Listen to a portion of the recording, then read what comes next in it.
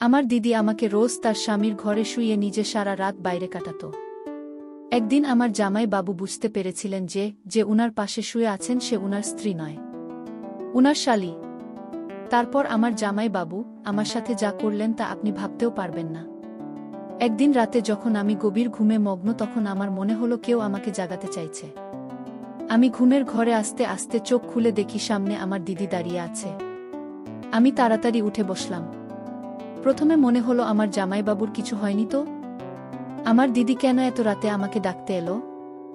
আমি যখন দিদিকে জিজ্ঞেস করতে গেলাম সে কেন এত রাতে আমাকে ডাকতে এসছে, দিদি সঙ্গে সঙ্গে মুখে আঙুল দিয়ে আমাকে চুপ করতে বলে আর ইশারায় বলে আমাকে ওখান থেকে উঠতে।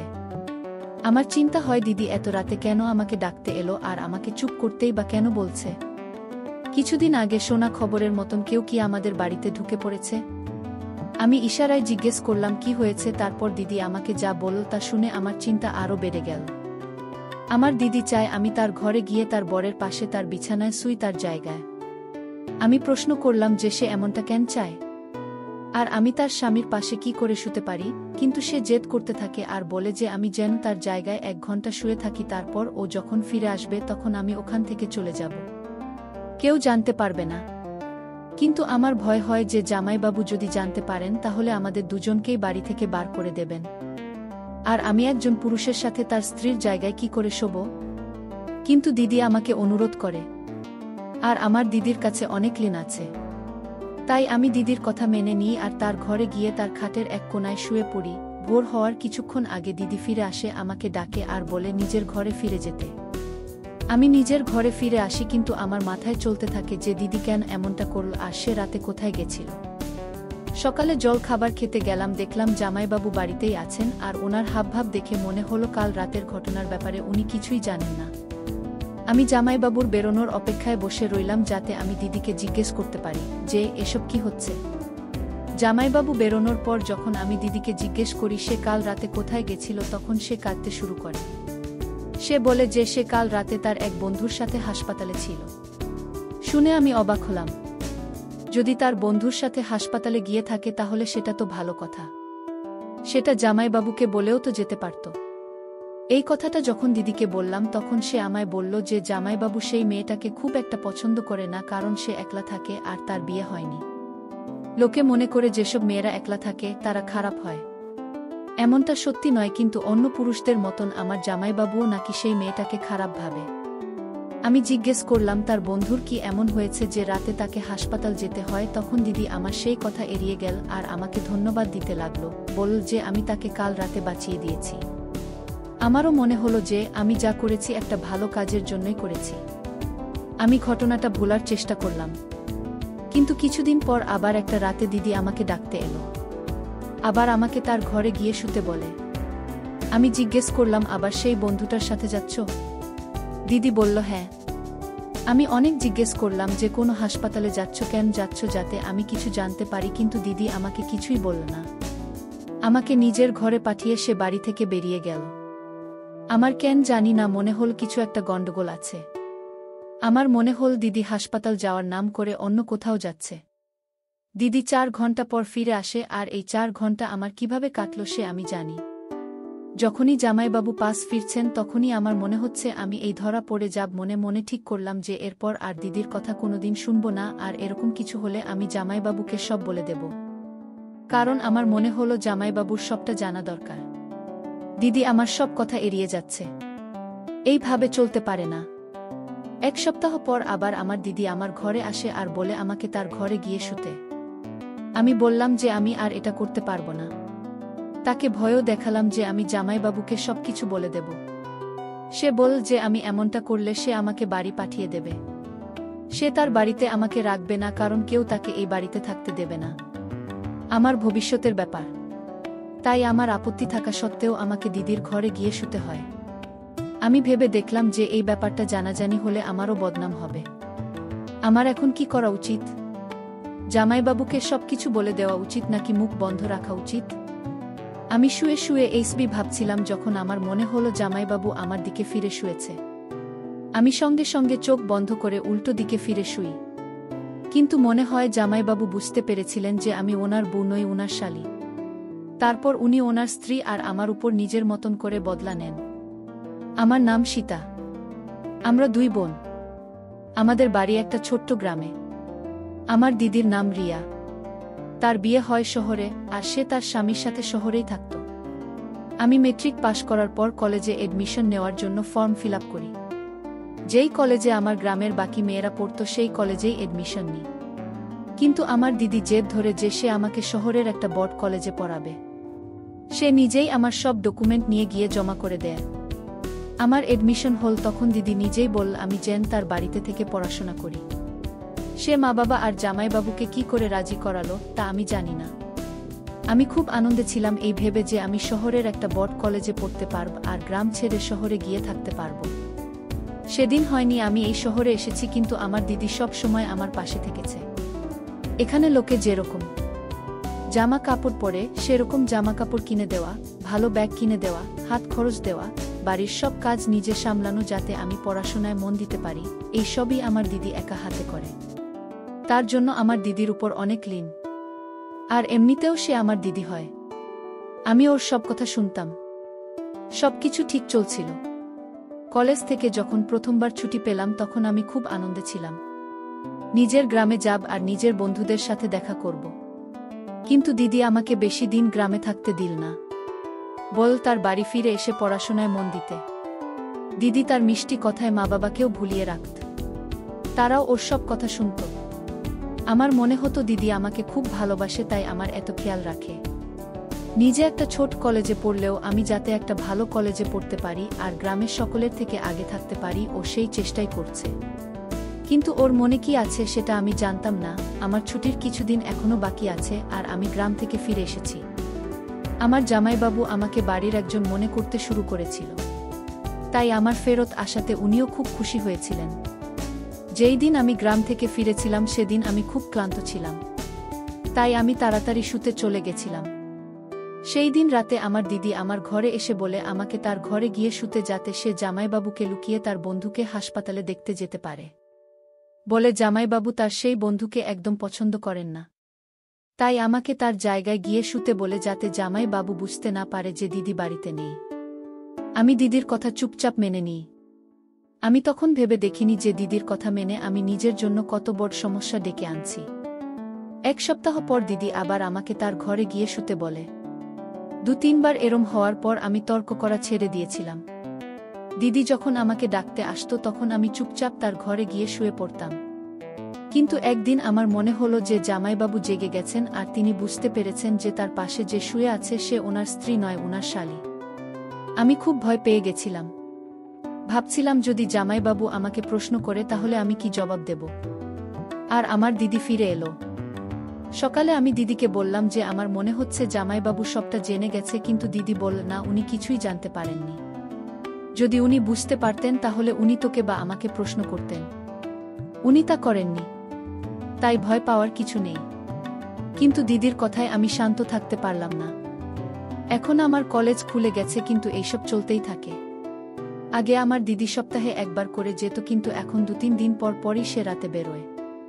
দিদি আমাকে বলতে চায় না যে সে কোথায় যাচ্ছে। আর চিন্তার বিষয় হলো যে বন্ধুর নাম আমার দিদি আমাকে বলেছিল তাকে আমি কোনোদিন দেখিনি। সে কোনোদিন আমাদের বাড়িতে আসেনি। দিদি কখনো দিনের বেলায় তার সাথে দেখা করেনি। আমার সন্দেহ হয়, মনে হয় দিদি কিছু একটা করছে যেটা জামাইবাবু জানেন। আমি ঠিক করলাম যে ব্যাপারটা জানাজানি হওয়ার আগে আমাকে সত্যিটা জানতে হবে। তার জন্য আমি সব প্ল্যানিং করে রাখলাম। 2 দিন হয়ে গেল আমার দিদি আমাকে তার ঘরে যেতে বলেনি, তাই আমার বিশ্বাস ছিল যে আজ রাতে ও নিশ্চয়ই আসবে। ও যখন আমাকে জাগালো তখন আমি চুপচাপ ওর ঘরে গিয়ে শুয়ে পড়লাম। দিদি যখন দেখল আমি তার জায়গায় শুয়ে পড়েছি সে বাড়ি থেকে বেরিয়ে গেল। কিন্তু আমি আগে থেকেই প্ল্যানিং করে রেখেছিলাম। দিদি বেরোনোর পরেই আমি বিছানায় বালিশ চাপা দিয়ে দিদির পিছু নিলাম। এটা করতে আমার ভয়ও লাগছিল, কিন্তু আমি জানতাম যে আমাকে সত্যিটা জানতেই হবে। আমি জানতাম না এর ফলাফল কি হবে, কিন্তু আমার দিদি যেখানে যাচ্ছিল আমি তার পেছন পেছন যাচ্ছিলাম। আমি এটাও ভেবে দেখিনি যে জামাইবাবু যদি জেগে যান তাহলে কি হবে, কারণ আমার মনে হয়েছিল যে জামাইবাবু সবটা জানেন। গলিটা খুব অন্ধকার। আমি গুটি গুটি পায়ে দিদির পিছন পিছন যাচ্ছিলাম। আমি কালো চাদরে নিজেকে ঢেকে রেখেছিলাম আর তাই আমি অন্ধকারে মিশে গেছিলাম। আমি খুব ভীতু ছিলাম। মনে মনে খুব ভয় হচ্ছিল। কিন্তু দিদি নির্ভয়ে এগিয়ে যাচ্ছিল। আমার মনে হল দিদি বুঝতে পারছিল কেউ তার পেছন পেছন আসছে, কারণ সে কিছুক্ষণ পরপর পেছন ফিরে দেখছিল। কিন্তু আমি অন্ধকারে কালো চাদর চাপা দিয়ে চলছিলাম, তাই ও কিছু বুঝতে পারেনি। আমি দেখলাম মেইন রোডে দিদি একটা গাড়িতে চেপে চলে গেল। অন্ধকারের জন্য আমি গাড়ির নাম্বারটা দেখতে পেলাম না। আর দুঃখের বিষয় এই যে গাড়ির হেডলাইট অন ছিল না, আর গাড়িটাও কালো রঙের ছিল। তাই জন্য আমি কিছুই বুঝতে পারলাম না যে গাড়িটা কিরকম বা তার নাম্বার কি। আমার আর কিছু করার ছিল না, তাই আমি ফিরে এলাম। চুপচাপ দিদির ঘরে গিয়ে শুয়ে পড়লাম। কিন্তু আজ রাতে আমার মনে হলো যে জামাইবাবু জেগে গেছেন আর উনি বুঝতে পেরেছেন যে তার পাশে তার শালি শুয়ে আছে। কিন্তু তিনি কোনো প্রশ্ন করলেন না, আর আমিও কোনো আওয়াজ করলাম না। একদম চুপচাপ শুয়ে রইলাম। 3 ঘন্টা পর রিয়া ফিরে এলো। ও আমাকে নিঃশব্দে ইশারা করল আর আমি রোজকারের মতন উঠে নিজের ঘরে চলে গেলাম। দিদি নিজের জায়গায় শুয়ে পড়ল, কিন্তু আমি ঠিক করে নিলাম যে কাল সকালে আমি দিদিকে আবার প্রশ্ন করব, আর ও যদি আমার প্রশ্নের উত্তর না দেয় তাহলে জামাইবাবুকে আমি সব সত্যি বলে দেব। কারণ আমি আর এসবের মধ্যে জড়াতে চাই না। দিদির উপর রাগ হয় তখন আমি 100 নিশ্চিত ছিলাম যে ও ভুল পথে হাঁটছে আর ওর এমন কোনো বন্ধু নেই। মনে হয় 2-3 ঘন্টার জন্য দিদি অন্য কোনো ছেলের সাথে যেত। আমি যখন দিদির ব্যাপারে গভীরে ভাবতে শুরু করলাম তখন আমার মাথায় এলো যে জামাইবাবুর স্যালারি বেশি নয়। তাহলে দিদি রোজ নানা রঙের স্যুট কি করে পরে আর আমাকে হাত খরচাই বা কোথা থেকে দেয়? এত টাকা ওর কাছে কোথা থেকে আসে? যত বেশি ভাবি ততই আমার সন্দেহ বেড়ে যায়। কিছু তো গোলমাল আছে যা আমাকে খুব চিন্তিত করে দেয়। আমি ভাবি এটা জানাজানি হলে আমার ভবিষ্যতের কি হবে? আমার বদনাম হয়ে যাবে। আর ভাবি দিদি এমনটা কেন করছে? দিদির তো একটাই স্বপ্ন ছিল যে তার বিয়ে শহরে হবে। তার সেই স্বপ্ন পূরণ হয়ে গেছে। বিয়ে যখন হয়েছে তখন নিজের স্বামীর সাথে বিশ্বাসঘাতকতা কেন করছে? এরকম অনেক প্রশ্ন আমার মনে ঘুরপাক খাচ্ছিল, যার জবাব আমার কাছে ছিল না। এসব প্রশ্নের উত্তর একমাত্র দিদি দিতে পারে। কিন্তু ও আমার কোনো প্রশ্নের উত্তর দিতে চাইত না। সব প্রশ্নের জবাব খুঁজতে আমি পরের দিন কলেজ থেকে ছুটি নিয়ে নিলাম। জামাইবাবু বেরোনোর পর আমি দিদিকে প্রশ্ন করলাম যে সে রাতে কোথায় যায় আর কার সাথে যায়। আমি ওকে বললাম আমাকে যেন সব সত্যি কথা বলে, কারণ আমি জানি ও কোনো ভুল কাজ করছে। আমি কাল রাতে ওর পিছু নিয়েছিলাম। ও যদি এখনো আমাকে সত্যি কথা না বলে তাহলে আমি জামাইবাবুকে সব বলে দেব। আমার কথা শুনে দিদি কিছুক্ষণের জন্য অবাক হল। তারপর বলল, আমি যদি কারো সাথে বের হই সেটা আমার ব্যাপার। তোকে এই নিয়ে ভাবতে হবে না। আমি তোকে এই বাড়িতে এই জন্য এনেছি যাতে তুই আমাকে সাহায্য করতে পারিস। তুই আর আমি দেখতে একরকম। অন্ধকারে বোঝা যায় না কে তুই আর কে আমি। আমি যা বলবো তোকে তাই করতে হবে। যতদিন আমি চাইবো তোকে আমার ঘরে শুতে হবে। তুই যদি আমার কথা না শুনিস তাহলে আমার কাছে একটাই রাস্তা আছে, তোকে গ্রামে ফেরত পাঠিয়ে দেওয়া। আমি মা বাবাকে বলবো যে তোর সাথে তোর জামাইবাবুর একটা সম্পর্ক তৈরি হয়েছে, আর তাই জন্য তোকে আমি ফেরত পাঠাচ্ছি। তারপর মা বাবা তোকে আর পড়াশোনা করতে দেবে না। গ্রামে তোর সম্মানও থাকবে না। তোর সব স্বপ্ন স্বপ্ন হয়েই থেকে যাবে। দিদির এই কথা আমার চোখ খুলে দেয়। দিদি যদি সত্যি এমনটা করে তাহলে আমি কারোর কাছে মুখ দেখাতে পারবো না। তো আমি দিদির কাজের জন্য লজ্জিত ছিলাম। তখন আমিও কাঁদতে কাঁদতে ওখান থেকে উঠে গেলাম আর নিজের ঘরে গিয়ে ভাবতে লাগলাম দিদি কেন এমনটা করছে। ও খুব ভালো মেয়ে ছিল। ওর ছোটবেলার ব্যাপারে আমি সব কিছু জানি। ও কখনো কোনো ভুল কাজ করেনি। এমনকি ও শহরের একা পড়াশোনা করতে এসেছিল, 3 মাসের জন্য কম্পিউটার কোর্স করতে এসেছিল। কোনোদিন ওর নামে কোনো খারাপ কথা শুনিনি। তাহলে ও বিয়ের পর কেন এমন করছে? মাঝে মাঝে মনে হয় ও ভুল কিছু করতেই পারে না, কিন্তু চোখের দেখা কি করে অস্বীকার করি? আমি সব দিক থেকে ফেঁসে গেছিলাম। যদি কাউকে কিছু বলি তাহলে আমার বদনাম হবে, আর যদি না বলি তাহলে দিদির হাতের পুতুল হয়ে তার ইশারায় নাচতে হবে। আমার সামনে সব রাস্তা বন্ধ। পড়াশোনা ছেড়ে গ্রামে ফিরে গেলেও সবাই প্রশ্ন করবে কেন ফিরে এলাম। যদি কাউকে কিছু বলি তাহলে দিদি আমার বদনাম করে দিতে পারে। তাই আমি চুপচাপ ও যা বলছে তাই করতে থাকলাম। এই কাজটা করতে আমার মন একেবারে সায় দিচ্ছিল না। এই দিকে জামাইবাবুর মধ্যেও একটা বদল দেখতে পাচ্ছিলাম। দিদির সামনে তো একদম নর্মাল থাকতো, কিন্তু যেই দিদি পেছন ফিরত অমনি আমার সাথে ইশারায় কথা বলতে শুরু করত। মনে হতো ও যেন জানে আমি রাতে ওর পাশে শুই। এটা আমার জন্য আরও সমস্যার সৃষ্টি করে। আমি পড়াশোনা ছেড়ে হোস্টেলে গিয়ে থাকতে পারবো না। আমি ভেবেছিলাম মা বাবার সাথে না হোক জামাইবাবুর সাথে অন্তত আমি মন খুলে কথা বলতে পারবো। কিন্তু এখন উনার মিষ্টি মিষ্টি কথার জন্য ওনার থেকেও আমি দূরে থাকতে লাগলাম। তখন আমার কাছে ভগবান ছাড়া আর কোনো আশ্রয় ছিল না। আমি কেঁদে কেঁদে ভগবানকে বলতে লাগলাম যে উনি যেন দিদিকে সুবুদ্ধি দেন, নয়তো আমাকে যেন এসব থেকে বের হওয়ার রাস্তা বলে দেন। একদিন আমি দিদির আলমারিতে একটা জিনিস খুঁজতে গিয়েছিলাম। তখন আমার একটা অদ্ভুত জিনিস চোখে পড়ল। আলমারির পেছনের দিকে কিছু একটা লুকানো ছিল। আমি যখন সেটা খুলে দেখলাম আমি অবাক হয়ে গেলাম। দেখলাম তার মধ্যে মেয়েদের জিন্স আর শার্ট আছে। এরম জামা কাপড় তো আমাদের ওখানে কেউ পরে না, দিদিকেও কোনোদিন পরতে দেখিনি। তার মানে আমার সন্দেহই ঠিক। আমার দিদি কোনো ভুল রাস্তায় হাঁটছে, বন্ধুর সাথে দেখা করার জন্য এইসব জামা কাপড় পরে।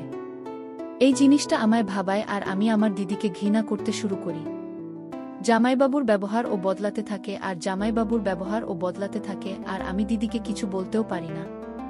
যে নিজেই ভুল রাস্তায় চলছে সে আমাকে কি করে সাহায্য করবে? ও তো নিজের স্বামীর সাথে হাত মিলিয়ে আমার বদনাম করে দেবে। একদিন ভগবান আমার ডাকে সাড়া দিল। আমি সব সত্যিটা জানতে পারলাম। আমি কলেজ থেকে ফিরে দেখি আমাদের বাড়ির সামনে খুব ভিড়। একটা গণ্ডগোলের আভাস পেলাম। আমি ভিড় সরিয়ে বাড়ির ভেতরে পৌঁছে যা দেখলাম তা দেখে আমি থমকে গেলাম। পুলিশের লোক আমার জামাইবাবুকে ধরে রেখেছে আর আমার দিদি পাশে চুপচাপ দাঁড়িয়ে আছে। আমি জিজ্ঞেস করলাম, এসব কি হচ্ছে? তখনই আমার দিদি আমাকে ধরে তার পেছনে দাঁড় করালো আর বলল চুপ করে দাঁড়িয়ে থাকতে। আমার মনে হলো যে দিদি জামাইবাবুকে পুলিশের হাতে ধরিয়ে দিচ্ছে যাতে ও অন্য কারুর সাথে সম্পর্ক করতে পারে। যখন আমি দিদিকে এই কথাটা বলি তখন ও আমাকে চুপ করতে বলে। জামাইবাবু চিল্লাতে থাকে আর পুলিশ তাকে ধরে নিয়ে যায়। বাইরের লোকজন চলে যাবার পর আমি দিদিকে রেগে বলি যে জামাইবাবুকে গ্রেফতার করানো তার উচিত হয়নি। জামাইবাবু কি দোষ করেছেন? দিদির যদি তাকে পছন্দ না হয়ে থাকে তাহলে সে তাকে ডিভোর্স দিতে পারত, কিন্তু একজন নিরপরাধ মানুষকে গ্রেপ্তার করানো একেবারেই উচিত নয়। আমার দিদি বলে, সে নির্দোষ কি করে হতে পারে? ও তোকে বিরক্ত করত না? এটা শুনে আমি মাথা নিচু করে দাঁড়িয়ে রইলাম। দিদি আমাকে বলে, তুই ওখানে বস, আমি তোকে আসল ঘটনাটা খুলে বলি। তারপর দিদি আমাকে যা বলল তা শুনে আমি আকাশ থেকে পড়লাম। আমি পুরো গল্পটা দিদির ভাষায় বলছি। তোর মনে আছে আমি বিয়ের আগে 1 মাসের কোর্স করতে এখানে এসেছিলাম? আমি বললাম, হ্যাঁ মনে আছে। দিদি বলে যে ওটা কোনো কম্পিউটার কোর্স ছিল না। আমি পুলিশ ফোর্স জয়েন করেছিলাম আর তারই ট্রেনিং নিতে আমি এখানে এসেছিলাম। এই কথাটা বাড়িতে কেউ জানত না, শুধু দিদি আর মা বাবা জানত।